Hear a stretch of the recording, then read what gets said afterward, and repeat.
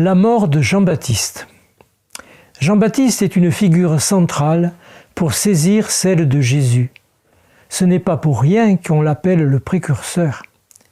Il meurt comme martyr de la justice qu'il n'a cessé de prêcher. Par sa mort, il anticipe et annonce ce qui sera le sort de Jésus, son maître, un peu plus tard. Hérode considérait Jean-Baptiste comme un homme juste et saint, nous dit l'évangéliste.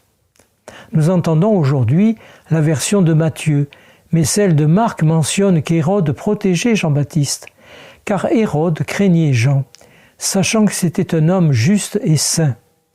Quand il l'avait entendu, il était fort perplexe, et c'était avec plaisir qu'il l'écoutait. C'est donc à contre-cœur qu'il l'a fait exécuter. Après la mort de Jean-Baptiste, les miracles de guérison et d'exorcisme continuent à se multiplier en Galilée. Or Hérode ne semble pas avoir entendu parler de Jésus, puisqu'il est persuadé que c'est Jean-Baptiste qui est ressuscité et qui fait tous ces miracles. Seul un homme juste et saint peut ressusciter et accomplir de tels signes. Là encore, la destinée de Jean croise celle de Jésus en l'anticipant.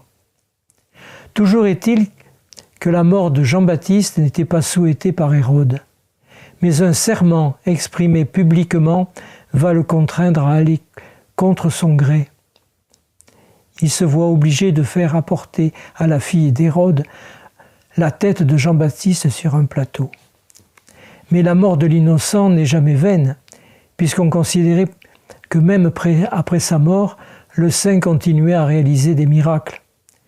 De plus, la croyance en la résurrection était déjà bien ancrée en Israël. Ainsi, la mort d'un martyr portait beaucoup de fruits. Jean-Baptiste est vraiment le précurseur de Jésus. Toute sa vie est une préfiguration de sa vie. Mort et résurrection du Messie qui vient après lui. Merci Jean pour votre témoignage et votre recherche de la vérité. Suivons son exemple.